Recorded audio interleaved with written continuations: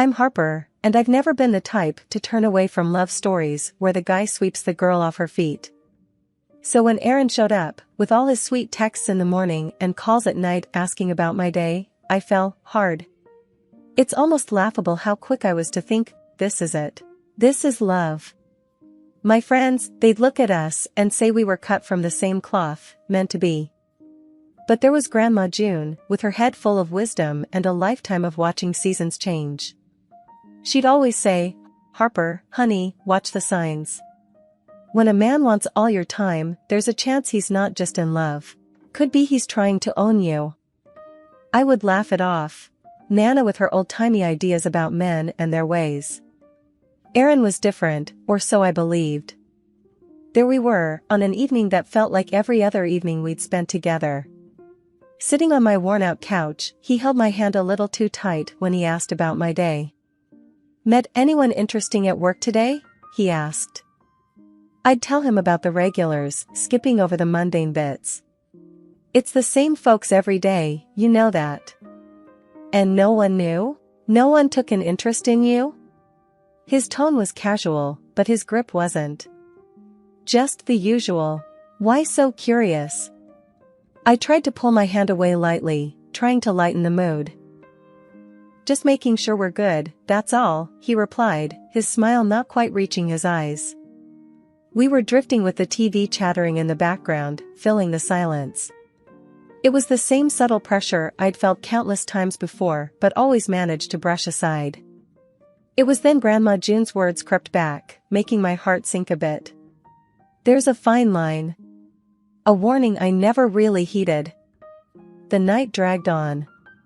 We sat together, but my mind was miles away, tangled in Grandma June's warnings and this knot in my stomach that just wouldn't loosen up. When Aaron left, he took part of my peace with him. Locking the door behind him, I leaned back and let out the breath I'd been holding.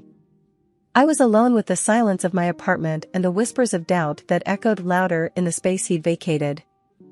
I thought about calling Grandma June, but it was late, and this was my mess to figure out. As the digital clock on the microwave blinked to the rhythm of my unease, I realized that there's a thin line, all right, between love and a cage. And I was the one who ignored the signs, thinking they were roses instead of the red flags they really were. Aaron and I had said I do, and we started our married life in my little home cloaked in ivy. But after we settled in, things began to change. One night we were sitting on our porch, the air was filled with the scent of the nearby pine trees. Aaron's hand was resting on mine, a bit too firmly, and his voice cut through the calm as he asked, "Who's that new guy working with you?" "Oh, that's just Peter. He's in the marketing department," I replied, trying to sound as neutral as possible.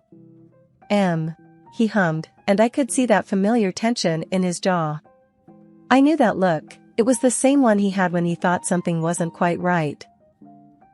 Over time, Aaron's questions weren't just questions anymore. They were like probes, digging for something he seemed convinced he'd find. Then he started on my clothes. It was a Sunday morning, and I was picking out a dress for brunch with friends. "That one's pretty," he said, nodding toward a neutral-toned dress. I was thinking of wearing the blue one. "It's more cheerful," I suggested, holding up my favorite dress, the one that made my eyes shine a little brighter. He shook his head. "You'd stand out too much. Wear the other one," he insisted, and it wasn't a suggestion. "But Aaron, it's just a dress," I said, trying to keep the peace. "Just trust me on this, Harper. I'm looking out for you," he said, but it didn't feel like looking out. It felt like locking up. His preferences spilled over from my wardrobe to our social life. Dinners with friends became less frequent, my phone buzzed less, and it wasn't long before those invites stopped coming in altogether. One evening, he flopped down on the couch next to me, a scowl on his face. "Mark called. Wants us to meet them for drinks next Saturday." "Told him we're busy," he said, reaching for the remote. "We are?" I asked, surprised. I hadn't seen Mark and Laura in weeks. They were our couple friends, the ones we used to double date with regularly. Aaron flicked through the channels, not meeting my eye. "We don't need to spend time with them so much." You've got me, and I've got you. That's enough, isn't it? I paused, the words catching in my throat. I should have argued, reminded him that we were our own people, but a part of me was too tired to fight over something I knew I couldn't win. That's enough, I echoed, but it sounded like I was trying to convince myself. This was my life now, a life where what I wore and who I spoke to became territories Aaron felt entitled to claim. And every time I'd let it go, he'd take a little more. I was losing bits of myself, and it wasn't until I came across an old photo of myself laughing with friends that I realized just how much had been chipped away. I looked at the woman in that picture and wondered where her smile had gone. The thing about life is, it's far messier than you'd expect, especially when love ties you down instead of setting you free. That's what it felt like with Aaron lately. Our love felt like walls closing in, disguised as just another part of married life. His new habit? Showing up at my office out of the blue, turning up like he owned the place, and, in a way, like he owned me too. Just in the neighborhood, was his usual line, followed by a too bright smile. One evening at home, I decided to wear my favorite pencil skirt to work the next day. Aaron came into the room, his face twisted up in a way that made me brace myself. "Why do you need to wear that?" he barked, his temper flaring over nothing. "It's just a skirt, Aaron," I said, keeping my voice steady. I didn't want to fight, not again. He didn't buy it. "It's not just anything. Who are you dressing for, huh?" His voice was a sharp jab, his suspicion naked and unashamed. "I dress for myself, Aaron. Since when is that a crime?" I tried to defend my choice, my independence, but even to my ears, I sounded like I was reaching. The next morning rolled around, and my skirt, the one I had planned to wear, was gone. Not just that one, but half of my wardrobe seemed to have just vanished. Panic surged through me, a cold wave that made me dizzy. I found Aaron in the kitchen, his back to me, making coffee like it was any other day. "Where are my clothes, Aaron?" I demanded, my voice edged with fear and anger, a cocktail of emotions that made me sound more like a stranger than a wife. "They weren't appropriate. I did us both a favor," he said, his voice oddly calm, like he was talking about the weather, not my personal belongings. "A favor? By deciding what I can and cannot wear? Are you listening to yourself?" I couldn't hide the shock in my voice, the disbelief that this was my reality. "It's for the best, Harper. You'll thank me later," he replied, and the way he said it, like he knew better, made my skin crawl. I was halfway into the FMLA form when the mask slipped, and Aaron's concern showed its true face: control. My independence, my choices, he was whittling them down, trying to reshape me into something smaller, more contained. Something less me. As I sat at the kitchen table, his words echoing around the silent room, I realized my once warm and loving home had turned into something else. It wasn't safe or comforting. It was a beautifully decorated prison, and the man I married was the warden. The rest of the day passed in a blur. At work, I was a ghost, going through motions, smiling when necessary, but underneath, a storm was raging. I spent hours at my desk, looking at the family pictures on my phone, the ones where Aaron looked like the perfect husband. Now, they just felt like scenes from a different woman's life. That evening, I sat in the car outside the house for a long time, the engine humming softly. Stepping through that door took a strength I wasn't sure I had, because inside that house waited a life that was slowly suffocating me. The door creaked as I finally turned the key and stepped inside. The smell of dinner hit me, and there was Aaron, all smiles and kisses, acting like today was just another day. But it wasn't, and the sad thing was, I wasn't sure if tomorrow would be any different. At work, Mr. Jacobs, my boss, dropped a fat file on my desk. "Got a new project for you, Harper. It's going to need some late nights, but you're the best for the job." "Pleasure's all mine, Mr. Jacobs." I managed a smile, ignoring the sinking feeling in my stomach. At dinner, I broke the news. Aaron's fork clattered against his plate, his eyes narrowing to slits. "You'll quit?" he demanded, words sharp and clear. "Aaron, quitting isn't as easy as you make it sound. I'm good at what I do, and yes, we do need the money," I reminded him, hoping some sense would seep into the conversation. But his fists balled up on the table, his anger as clear as day. "No wife of mine will slave away for some boss's whims," he almost yelled. It was right then that his mother, Evelyn, appeared, like a ghost at our table. Always on cue, always trembling with some kind of worry. "Harper, honey," she started, hands flitting like nervous birds, "can't you just ease up a bit?" For Aaron. It wasn't right. None of it. But I loved him once, and I guess a part of me still clung to that. So I pitched the middle ground. "How about a compromise? I'll work from home.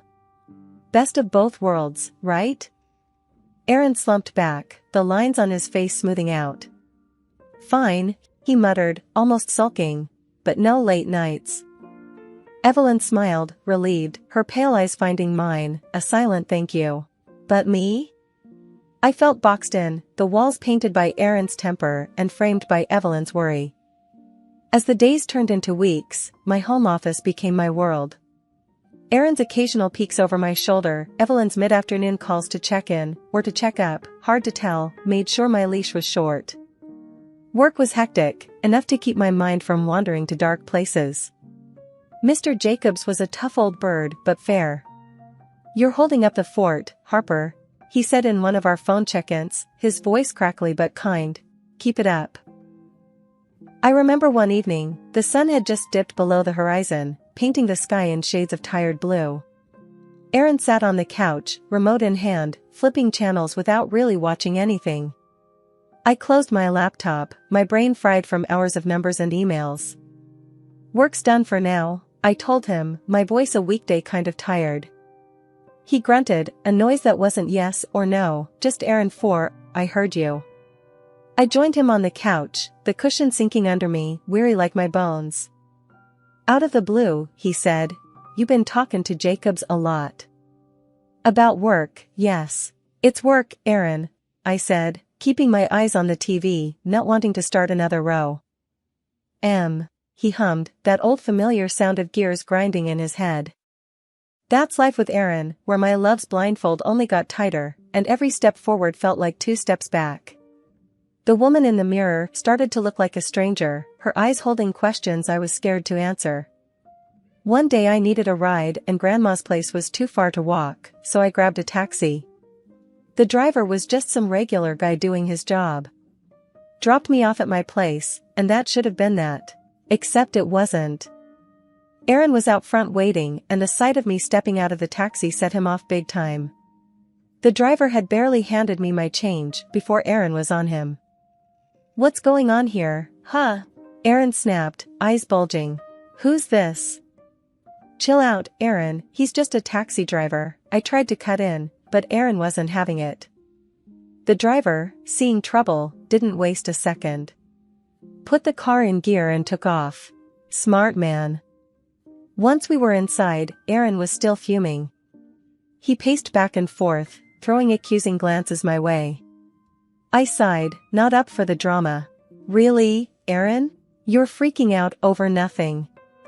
"It's not nothing. Who knows what you were doing in there?" Aaron's voice boomed through the small space of our entryway. I rolled my eyes. "Get over yourself." Things settled down after that, but not for long. Couple days later, I caught Aaron snooping through my phone while I was making dinner. "Hey, what do you think you're doing?" I barked, snatching the phone from his hands. "I was just..." He trailed off, looking like a kid who got caught with his hand in the cookie jar. "Do you mind telling me what's so interesting in my phone? I was getting really tired of this." Aaron rubbed the back of his neck, avoiding my eyes. "I don't know. I guess I was just checking on you. Making sure you're not hiding anything." I couldn't believe what I was hearing. "Checking on me? Are you for real right now? You think that's okay?" He didn't say anything for a moment. Then, "I'm sorry, alright? I'm sorry. Won't happen again." "You're right, it won't happen again because this is ridiculous. You're acting like a crazy person." My patience was wearing thin. "Look," I said, "I'm sorry, I screwed up. Forgive me, okay?" His voice had softened now. He looked like he meant it. I let out a deep breath. I was angry, sure, but not enough to throw everything away, not yet. Fine. But this is it, Aaron. No more acting like a jealous kid. You got to get it together. He nodded, a little too eager. Yeah, of course. I will. I promise. We left it at that. I wanted to believe things would get better.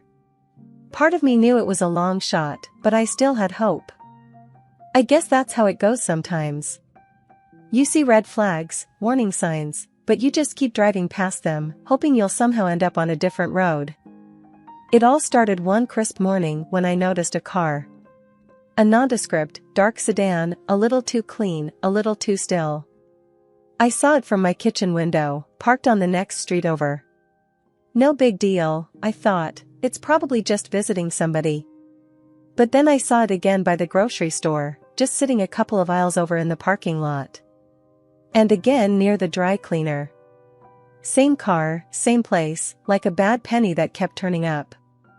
A week of this, and I couldn't brush it off any longer. I needed to know. So on a day when the car tailed me to the local library, I took a detour on my way home. Sure enough, the car was still there, matching my turns, keeping its distance, but always present. When I parked on a side street, the sedan stopped a little way behind me. This was no coincidence. It's funny how your mind doesn't want to believe something's wrong, even when it's staring you in the face. It seemed so stupid, so out of a cheap detective show, but there it was. My heart was racing, a mix of fear and anger bubbling up inside me. I picked up my phone and called the police. I think I'm being followed, I whispered, as though the guy behind me could hear. The police took it seriously. They arrived quickly, talked to the man in the car, and checked his ID. Within minutes, they confirmed my fears. The guy was a private detective, and yep, he was following me. Following me on my husband's dime. I was shaking when I got home, with the police report clutched in my hand. Aaron was there, lounging on the sofa like any other evening, blissfully unaware that his little game was up. Aaron, I yelled, throwing the door open wider than I intended. What the hell is this? He jumped up, startled, his eyes doing that darting thing they do when he's on the back foot. Harper, A private detective, Aaron? I could barely get the words out, my voice was shaking so hard. You have me followed? He started stuttering some excuse, his face flushed and guilty looking. Don't. Just don't. I stopped him, holding up a hand. I couldn't bear to hear any lie he might conjure. You know what? I can't do this. My voice broke, but I pulled myself together. You need to leave, Aaron. His mouth snapped shut. He looked like he might argue, but then he didn't. He just grabbed his coat and left without another word. I was alone, truly alone, and for the first time in years, that didn't scare me. It felt like the only honest thing I'd had in a long time. That day had a weird start to begin with. I was still adjusting to a quieter house since I told Aaron to pack his stuff and leave. The man was many things, but quiet wasn't one of them. The peace was nice, but I got to say, a bit eerie too. And then there's a knock at my door that broke the silence like a dropped plate. Standing there was Mr. Freeman, Aaron's boss. Medium height, always looked like he starched his face along with his shirts. Never really liked him, but today he showed up holding a folder stuffed with papers. He's not here, I said before he could step inside. Mr. Freeman frowned, probably not used to doors not swinging wide for him. I've got some important documents for him. Work stuff. I sighed. If Aaron had $1 for every time he was important, we'd be living in a mansion. Well, he's not here. Can I give them to him when he comes back? Mr. Freeman considered it, then nodded. I suppose. Can I come in for a moment? I've been driving for hours. Guess his car was as fancy as his suit, all black and shiny out there. But sure, I thought, why not? I ushered him inside and waved at the kitchen. Take a seat. You want some tea? He plunked down like a sack of flour, weary from the road or life, hard to tell. Tea would be good, thank you, Harper. I put the kettle on and scooped some leaves into the pot. Professional habit. I used to like playing the good hostess. That's when I saw it through the kitchen window, flames dancing around Mr. Freeman's car like it was celebrating something. I shoved Mr. Freeman's tea towards him, half made. Your car. We bolted outside. And there was Aaron, my estranged husband, smiling like it was his birthday and someone brought him a surprise cake. The crazy in his eyes glinted like the flames. Mr. Freeman blurted out, "My car. What the hell is happening?" Aaron turned towards us, his smile flickering. Hey, Harper. This is for stealing my life. Say hello to your lover. His words slurred with satisfaction, mixed with a decent dose of lunacy. He thought he was getting back at some imagined lover of mine. Mr. Freeman stood frozen, his face shifting from confusion to anger. Aaron, did you do this? Aaron's smile slid off his face faster than ice cream on a hot day when he finally put two and two together. His boss. His wife. His mistake. Boss, I didn't know. Mr. Freeman cut through it all. You set my car on fire thinking it belonged to whom? God, Aaron. I had the contract renewal papers with me. Consider them and your job ashes now. You're done. Aaron fell to his knees quicker than a sack of those same papers, groveling like a kid caught with his hand in the cookie jar. Please, Mr. Freeman, I just... Save it. Mr. Freeman's voice was ice. I'm calling the police. The sirens didn't take long. The street filled up like a blocked sink, neighbors, cops, a few pointing phones like we were the evening's cheap entertainment. As the cops slapped cuffs around Aaron's wrists, his knees still dusty from the driveway, I felt 100 weights lifting off me. One fire down, the rest of the mess to clean up. Mr. Freeman just shook his head, looking at what used to be a car. Last I saw of Aaron was him trying to look at me over his shoulder, eyes all rabbit-like with panic. Stepping into my living room felt strange. The whole mess with Aaron was coming to a close. The divorce papers had been filed, and I told him to stay away. He obviously didn't listen, since now he was looking at jail time for torching his boss's car and then some for stalking me. The boss, Mr. Freeman, didn't take too kindly to his car being barbecued. He canned Aaron and then slapped a lawsuit on him. And standing there, I couldn't help but feel a weight lift off my shoulders. Harper, honey, Grandma June called from the kitchen. You need anything? I shook my head, walking in to meet her. Grandma June had this way of slicing through nonsense. Gran, I'm good. But... I should have listened to you about Aaron. She was at the sink, and she turned around, drying her hands on a dish towel. Oh, honey. When will you learn to trust this gut? She patted her belly with a chuckle. I couldn't help but laugh. She always kept it so real. Can't argue with Grandma's gut, I agreed.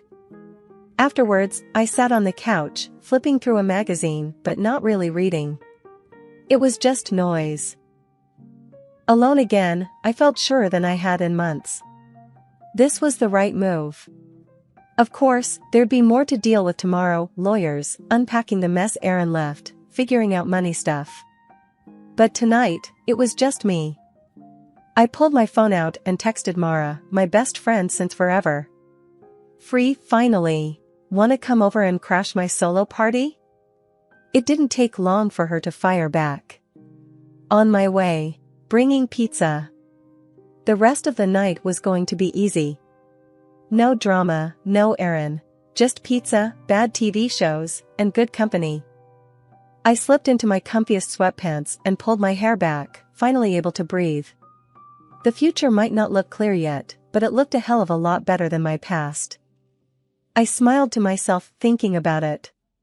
Uncomplicated, no strings attached, no more walking on eggshells.